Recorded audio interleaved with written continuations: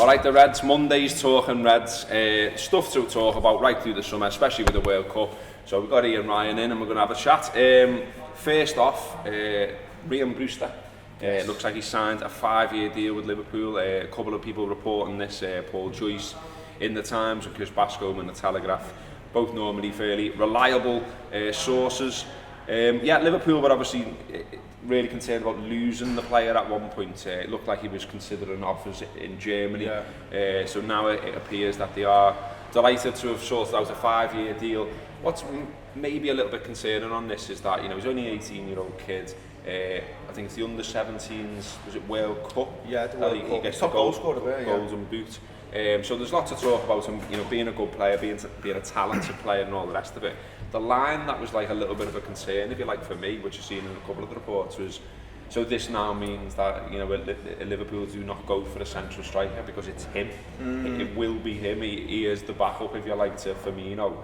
And then it just said, that you'll continue to look for a goalkeeper, a wide midfielder, something else as well. But basically it was like, not a man through the middle, because the man through the middle will be Brewster. So what do you make of that? Well, I'm not convinced Liverpool would have gone for a central forward anyway, because I think the manager wants lads who can operate in wide areas. So I've always felt he was looking for lads who can play across the front three as opposed to a number 9. There's no doubt about it, Robbo. I mean, the kid's got ability. I said to you earlier on, I think, he came on Liverpool's radar when Michael Beale was obviously working with him in the past. Obviously, Beale then comes to Liverpool and says, this is a kid we need to try and really get. If he's gettable, if you like, let's get him in, work with him. There's lots there in terms of ability, but also he's got a really high ceiling. And you see that in the Under-17s World Cup, where he's top goal scorer, has a really, really strong tournament. But he's a kid at the end of the day, still 18 years of age, and there's very few players in our history, but in world football, who are at that age are ready to play regular football, and I don't think that's going to happen. I think Jürgen knows he'll have to kind of give him little bits now and again, so maybe he's your guy, League Cup, he starts to get a little bit of game time then, and possibly FA Cup stuff as well, but Liverpool still have to go and do business in terms of that front three. They've got to bring lads in who can back up what we've got, so I don't want to see any corners cut, and there's nothing out there for me at the minute that suggests that will happen. The Shaqiri thing's still bubbling, but not much is happening around that. Obviously, the Nabil Fekir thing, you don't know where that's going to end up. Will they go back in for him? But it looks dead to me, and you just can't see, unless it's a huge kind of turnaround, on that fee, then you can't see Liverpool doing business with a lad who's got a really bad injury. So there's claims that he's being offered around elsewhere in the Premier League now for 66 million. And also as well, I think it was Joyce again in his report just sort of said it is medical why Liverpool didn't proceed, if you like. So I can't see them doing anything with that. It feels like it's done, it's dusted, it's gone, and that they're moving on. I mean, on the subject of what you're talking about in terms of wanting to do business and not cutting corners, Xabi Alonso's come out and said something similar. Really, he says that basically Jürgen Klopp needs to add to what he's already got in terms of volume of numbers and what have you, because there'll be 4 cup competitions again next season, and he says I think they need to have not just a short team, and what he meant by that is numbers. He says so not 14 players, you need 20, 22 who are all able to cope with so many games. He says each game, each point so important, you need to have the whole squad connected, ready to perform at the highest level, but with the principles and the idea very clear. That can't change from game to game. For me, the important thing is the team's already built. After you need to bring in new players, you need to add new good things, but ones that don't disturb what you've already been doing. I think that is roughly what they're trying to do. Yeah. But you just kind of think, I mean, it's gone a bit quiet. I think probably because of the World Cup. It's not like anyone's suddenly running around doing loads of business because it's the World Cup. But he's right, isn't he, in that, we've come so far under Klopp. But we were. You look at the final and look who we were bringing off the bench and things like that, and you just think if we get into those places again next season, we need that extra bit of depth. Yeah. And there's quite a few players kicking around. You can't think they're not going to be here. Like Origi's not even in the Belgium squad now. Didn't have the greatest time on loan. You kind of think he's, you get all the messages about how he'll get a chance in pre-season, but I think he's gone. I can't see us doing anything with Sturridge given his injury record. I think he's likely to go. Big question mark around Ings and that he didn't even get on the bench in Kiev. Yeah. And so given all those numbers, you know, are likely to leave, it still feels like we definitely need a few more in, doesn't it? Yeah, I think you could probably make an argument and say, for that European Cup final, it would have been nice to have maybe had Sturridge and Origi hanging about, because you know their level is greater than Solanke's at this moment in time. I think that's fair to say. Don't think many would disagree with that. Who knows what Solanke will go on and do in the game? Not sure yet. But I think if you're looking long term, neither of those players for me look like lads who are going to be part of Xherdan's plans. I think Sturridge, the injuries, it's a shame, but they've hit him so hard, he's now unrecognisable for me, Robbo, you know, and he goes to West Brom, and he's probably thinking, if I do well there, I can make a claim for an England squad place, but he gets injured dead early on against Chelsea, and that's him done then, and you don't see him again, and you know, it is a shame, because we know there's talent in that player, there's loads of talent in that player, we've seen it. Origi, I agree with you, I think he'll come back, he maybe takes part in some of the pre-season, because obviously he's our player, so he will do. But I just don't, again, you know, I think Xherdan did like Origi when he first came in. You know, there was you know, evidence to back that up. Obviously, he's starting really big football matches, but long term, again, you don't see a place there for Origi unless he comes in and absolutely tears it up pre-season. You know, stranger things have happened, but sitting here right now, you just don't see it happening. No.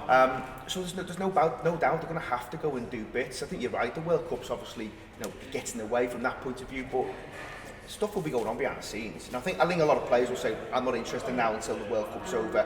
But agents will still be talking to the club. The club will still be making calls. I'm sure agents are still putting players in front of Liverpool as well and saying, this lad, you could get him, you know, you could actually get him if you want him. So all that will still be going on. But deals getting done and deals happening, I think you're right. Whilst the World Cup's on, it's hard to see anything kind of really kind of, you know, gathering too much momentum. Your point there, it's not as if loads of other teams are doing big business. I think it's important to remember we've got Fabinho in, who's a great addition. I think we're all in agreement in that from what we've seen, from what we've been told. He's going to be a really, really good addition to this Liverpool squad.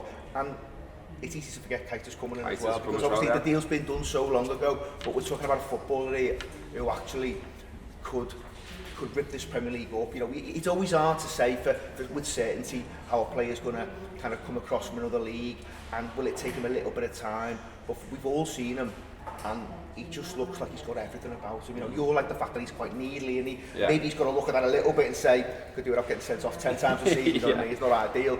But all the other bits to his game, he looks like he's got everything that would make him, or certainly help him, be a success in the Premier League. So there's still lots to be excited about. But as fans, we're all impatient, aren't we? We're all thinking, what have we got to do? You know, on the back of Alonso's comments there, what have we got to do to get to that next level? What's going to get us to a title? And we know that Man City go win the league, but they're not going to rest on their laurels. They're going to go and strengthen again. They're going to go again. Pep knows that he's got a couple of players there that are probably, no, the wrong side of 30. You know, good players still. David Silva, Fernandinho, important lads last year, but he'll probably need to cover them, or maybe even look to replace them at some point. You know, legs can just fall off all of a sudden. So I think he'll be thinking about what he needs to add to his side. You know, Mourinho will go and do bits as well. Chelsea's a weird one because, you know, you don't even know who the manager's going to be, so not sure what happens there. Spurs, again, will look to do business. So we absolutely have to get the players in, but they have to be the right ones. And I think, you know, the manager's been here over 2.5 years now, and I think he's got a really, really strong strategy. You know, his business that he's done in the time he's been here has been exceptional. You know, there's hardly anyone there you can say, well, he's coming and not performed. And we know there's a couple maybe, and there's question marks over the goalkeeper, for instance. But in the main, the business we've done, the manager, the recruitment team, it's been really good stuff. And I think, you know, we've got to trust them. I think everyone does trust them. My only concern would be, you know, do we get the necessary numbers in? Because I think, as you mentioned there, we got all the way to the final, and unfortunately, we get a little bit exposed in the final when we have to turn to the bench, and it's lads who aren't fit, and maybe in Lallana's case, is he up to the job anymore? I'm not too sure. Time will tell. Yeah, the World Cup then, we're 11 games in. It's been alright, hasn't it? It's been alright, yeah. I've managed to watch the majority. I think I've only missed one. I didn't watch Morocco or Iran. But I managed to watch all the rest. Certainly enjoyed my weekend, just like, you know, got this thing on me watch there, like, you know, counts the number of steps you do and all that. Yeah. I think over the weekend I did 200. Averaging 10 a day. Just didn't move, just watched footy, more footy and more footy, and it was boss. I really enjoyed it. I mean, on transfers, Liverpool have constantly been linked with Shaqiri. He's got a clause in his contract because Stoke have gone down, which means he can move on and all that sort of stuff. Obviously played against Brazil, and I think your eye ends up being drawn towards him because Liverpool have been linked to him. Although it did say over the weekend there was a line from Sky that Liverpool have now cooled their interest in him, which based on what he did against Brazil is probably a good thing, isn't it? He puts a good ball in for the goal. I think I said something last night on Twitter where, on the ball, he's got ability. Off the ball, he looked awful. He doesn't look like a Jurgen Klopp type player in any way, shape or form. We touched on it before, those pictures going around, isn't it, when he was at Bayern Munich compared to what he looks like now. He's been smashing the donuts at Stoke. Charlie Adams would say, you know what I mean? So he's not missed many meals in the last few years by the looks of things. So I don't know, it's 12 million, I can get why people are saying, take a chance, it's a no-brainer for 12 million. But I don't know, we said on the show last week, if he's your fifth guy, I can kind of get on board with it to some extent, but he can't be your fourth guy. He just can't be your fourth guy. And he has got ability, but he always looks like a 60-minute player to me. 60 minutes, he's knackered. He's blowing for tugs on 60. 60's probably being a little bit generous actually, but he always looks like he's done after kind of 50, 55, 60 minutes. And as I say, there's ability there. And I think Neville kind of said last night, he's capable of scoring the best goal in the World Cup. He could just take one from 25, 30 yards. Yeah, and it's an absolute belter. But he's also capable of just disappearing up his own arse for 3 games and no one's seeing him. You know what I mean? So I'm not a huge fan. I think I'm probably closer to the Neil Atkinson way of thinking around Shaqiri than I am anyone else's. That said, if he comes in, you get behind him, don't you? You've got to give him a chance. Well, he's only 26 years of age, so I suppose you've got to back the manager in these cases and think, well, if he wants him in, he must have a plan for him. What's he going to do with him? He's definitely a diet's the first thing. Go on a diet and jib that paper down that you've been doing. Well, this is the tough paper around 26. Yeah. But you know he's got ability. There's a player in there in terms of he can impact on a game. With his ability to find a pass. I mean, he did find some nice little passes last night, and obviously he has got that ability from 25 yards where he can put one in the top bin. So there is something to work with, but I just don't think, if it was me, I'd be looking at Shaqiri as an option personally, but see what happens. You enjoying the World Cup? I am, mate. It's been really, really good. Portugal, Spain was a belter. Portugal, Spain, I mean, I think there's a real debate about what's the best time of the World Cup. Is it when it gets to like the business end and it's the quarters and the semis and you've got all the big hitters playing each other? But I love the 3-4 games a day. It's mad. I think that's just great having all those games on. And some of them are not going to be the best, we know which ones those are. And I think, Egypt, Uruguay was a bit of a letdown. I had that as being a potentially, I think it was just because of the Mo Salah Suarez thing, more than anything else. Suarez looked like he's seen a few donuts as well. Suarez was Rusty was being kind, you know what I mean? We know he's been an amazing player, but it wasn't his best game. But overall, I thought the Mexico-Germany game yesterday was great. I thought the way Mexico were able to expose Germany was brilliant. They got through so many times, and Matt Hummels gives an interview last night to say, by the end of the game, or even probably kind of midway through the game really, he felt like he was just him and Jerome Boateng fighting against all these kind of Mexican players. The midfielders jibbed it. Just absolutely jibbed it. They were just like, go on lads. They were finding opportunities to counter-attack them time and time again. But unfortunately, with a bit more class in that final third, Mexico could have been out of sight. But from a neutral point of view, it was a great game to watch. And I enjoyed Brazil as well. I think there's something special about watching Brazil. It's just, I don't know, even the kits, when Brazil kind of come out, it feels like it's the start of the World Cup, and obviously, Coutinho's goal, it kind of breaks your heart a little bit more, doesn't it? But you see him do stuff like that. We've seen him do it so many times for the Reds, but it was a belter. The way he sets it out as well, it was a brilliant goal. Iceland was a good little story as well, wasn't it? And Messi Iceland, missing the pen. You've got to give them the due. The last 2 tournaments they've been in, they draw with Portugal, they knock England out obviously, and then they go and get a really good draw. I don't think this Argentina teams, if you look at past Argentina teams, they've certainly got great attacking prowess. You think of your Messi's and your Aguero's, Dybala, Higuain, loads of good forwards. They leave Icardi at home, which is a big shout. But at the back, Robbo, they look wild. You look like you could really get at Argentina. And Iceland, I thought it was a really, really good game to watch. Messi misses the pen. You felt something was going to happen. He was either going to go and match Ronaldo's kind of, you know, Friday night thing, he gets the hat-trick, and they're all trying to say, you know, Messi's got to go and prove himself. He's not going to prove anything to anyone, you know. He's for me, he's been the best player in the world, maybe the best player that's ever played the game. I think that's a fair shout. You know, Ronaldo's right up there, of course he is. You know, the goal scoring record he's got is phenomenal. Two brilliant footballers. It's all right to like them both, I think. But it'll be interesting. I think Messi will feel next game, not that he's got anything to prove, because I absolutely don't think he has. I don't think anyone would think that. But he'll want to go out, and for his own personal kind of thing, I suppose, he's desperate to win a World Cup. He's come close, hasn't he? He lose the final 4 years ago. He's had a bit of heartache in Copa Americas as well, so he'll be keen to kind of put that right second game. England tonight then, 7 o'clock, playing Tunisia. I mean, I've walked into work today and... I think the young side, haven't he?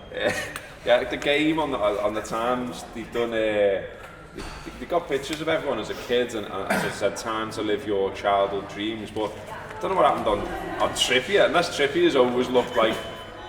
last week, that. Maybe Trippier was just born 20, do you know what I mean? Like, came out of his man and was just like, alright, when am I playing footy? But yeah, I mean, it is childhood dream times and all that. There's not, we talked about it before, like there's not Liverpool's not the most patriotic city. Lots of reasons for that, politics, where people are from, the Irish influence, all that. But you know what? I've talked about this before as well, but this England side, I'm not like getting dead excited about them, but equally I'm not annoyed by them. Like, you know, like when Hodgson was in charge, you were like, fuck off you. Yeah. Watching them go to Iceland was kind of funny. You could sort of like enjoy it in a weird way. Whereas this side, sort of think like Southgate seems alright, some of the players are alright, there's obviously a couple of our own in there, in Henderson and Trent. And so I just kind of think, I'm not saying I'm going to be painting my face with the St George and all that, but I'm going to watch it. And I kind of think, yeah, go on. I'm kind of on the same page. I think if they were to go out, you know, no one's going to shed any tears, but I'd like to see them do well. I think Southgate's, he's articulate, he's eloquent, he comes across really well. I think he's an England manager that you can kind of get behind. He's picking, most of his lads he's picking play for the club. You know, there's always been that, you know, let's try and fudge it a little bit, let's just try and get lads in and we think of the best 11, and I don't think he's doing that. I think he's a young team as well. He's got loads of pace. I think, you know, it's always hard to say, because sometimes I think with England the pressure just swamps them, and they can't cope with it, and you know that has a huge bearing on what you see in terms of an output. But I think they've got a chance. I think, you know, from what you've seen so far, and it's very early, you have to say that. You know, I always think, you know, Spain lost the first game in 2010, go on and win the tournament. Even in 1990, Argentina, we touched on the other day, lose the first game, get to the final. It's too early to make big bold claims. But I think, you know, England could do all right. I think, you know, the least they'll expect is the quarterfinals, and when you get there, whilst I'd see them probably going home at that stage, you've always got a chance. You know, in a one-off game, you know, anything can happen. You know, someone could get sent off. So I think if England gets to the quarters, Southgate will feel like he's at a decent tournament. Some of it will be, you know, they'll have to probably impress in terms of how the game goes. You know, if they're only scraping over 1-0s, you know what the press are like. They'll jump on the back of that. I mean, they haven't done the thing. I mean, there was a really interesting thing. It was worth watching if you missed this. It's on the iPlayer called Managing England, the Impossible Job. It's on BBC Two last night. As I say, worth a watch, and it just sort of goes through everyone who's managed England. Loads of dead interesting interviews. What I took out of it as well is that actually, again, you know, I've got this thing in my head about England, like, oh, I'm not arsed and all that, but when it went back and went through some of the managers, I was like, I actually quite liked a lot of these fellas, like Bobby Robson was sound. I got on board with Terry Venables, just like, you know, a little bit ooh, little bit little bit of a geezer, and it was just like, you know, he was all right, wasn't he? Keegan was all right, I think, as well, like, you know, a likeable fella, although obviously not particularly suitable to the job. But it's only when you get onto your Hodgsons and your Big Sams, and it's like, even Sven came across really well on it. No issue with Sven, to be honest. And the lads you mentioned kind of prior to that, again, I think, you know, under Terry Venables, I mean, we'll both remember the Euro 96. That was a really good England side to watch. I don't think you could help but be kind of get immersed in that, because obviously it was here as well, it was in the country, and I think everyone just got on board with it. There was the song going around, was there? I think it was a bit of a feel-good factor around that England team, and actually had a really good side as well, and they're so close to making the final. But a team that actually had loads of leaders as well, lads who you could rely on. You know, they were good players, but they were also like captains as well. There was 5 or 6 of them there who probably led the club side. So that was a team you could get on board with. I think, you know, Keegan, he admitted himself he was just it was too big for him. And he didn't like it. No. He didn't like the fact that it was sort of you only got to see them every couple of months or whatever. He didn't like being sort of not hands-on, if you like. So yeah, that's worth a watch. And I think the, you know, what came across as well is that loads of the press are knotheads. Loads of people who work in tabloid newspapers are pricks and don't help the players and don't help the managers, and are just out there to sort of destroy character assassination and all the rest of it. The treatment of Bobby Robson, terrible. It was but there was literally in the documentary, like there's journalists there saying, yeah, you know, we were in a bit of a ratings war, if you like, with other newspapers. You know, we were trying to battle for circulation, not ratings. That's a tell you, dickhead. And so they were just going more and more extreme, you know what I mean? More extreme with the headlines and the language and everything else. And, you know, Robson got a little bit caught in the crossfire. Anyway, all right, let's do some plugs. There is an Anfield wrap today. We're carrying on right through the summer, both with Talking Reds and with the podcast. Podcast every day as normal, really, this week. The free show will probably be more of the same what we've been talking about, the World Cup, Brewster, goalies, which we haven't got into on here, but we will get into on the show. We're going to have a little chat, I think, about sort of female pundits and stuff like that, because there was some weird behaviour around that over the weekend. Patrice Evra. We've got Mel Reddy on the show, so we'll ask her about what it's like to be someone who writes about football and female, and how you get people being weird towards you. There's plenty of that goes on. There's a new Mo Salah t-shirt out there, which is absolutely flying out. So if you want one of them, get involved. It's got the Egypt flag on and Mo's name in Arabic, and people seem to really like it, so that's good. We've already announced as well a couple of shows that we're going to be doing in America. We're going to go on the whole tour. Loads of content, loads of live shows. New York, Michigan and Detroit, I think, are the live shows. 2 of them are already on sale, so check those out if you're over there. Looking forward to that. I'm looking forward to getting into all the content for today and the rest of the week. Stay with us, keep watching the Anfield Wrap, keep listening to it, subscribe, buy the stuff, support us. Up to that.